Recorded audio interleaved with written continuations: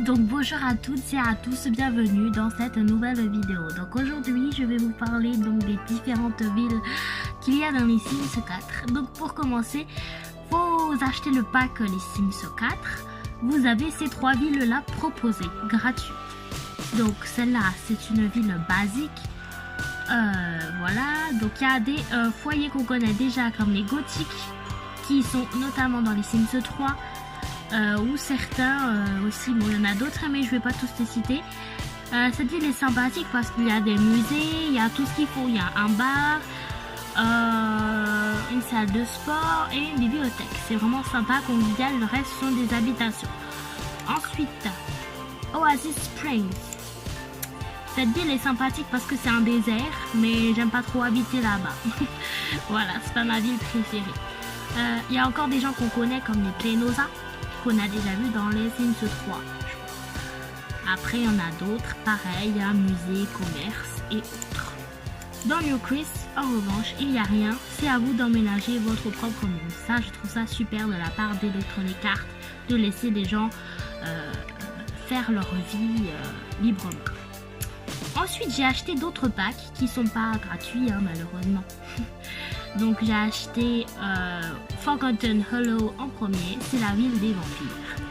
Donc il n'y a pas grand chose que des habitations et que des vampires, elle fait un peu flipper cette ville.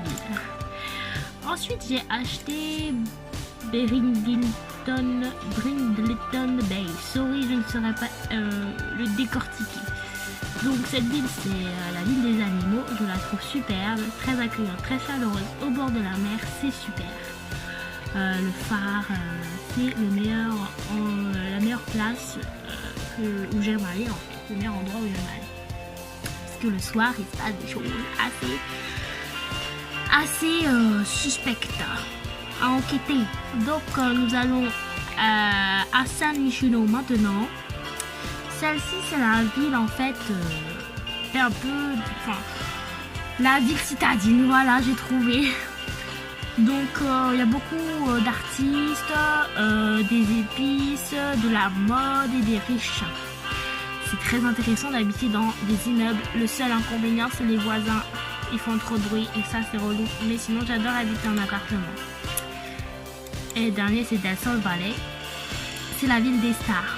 Donc ici c'est vrai que là par contre Electronic Arts, j'ai pas trop aimé ce que vous avez fait. Vous avez fait quelques habitations, 3 en tout, qui sont libres et le reste c'est pris. Je trouve ça un peu dommage. Bon, après le reste c'est bien, c'est stylé parce qu'il y a des stars, mais par exemple là ils auraient pu faire des maisons libres, là des immeubles libres, je sais pas.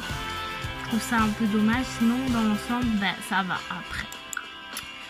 Et le reste je n'ai pas, mais j'ai entendu dire que Magnolia Promenade ressemblait beaucoup à la ville de Willow Creek. Et donc Vinderwood je vais l'acheter bientôt. Donc en fait celui-là elle m'intéresse vraiment parce que c'est le pack Get Together, donc vivre ensemble je crois.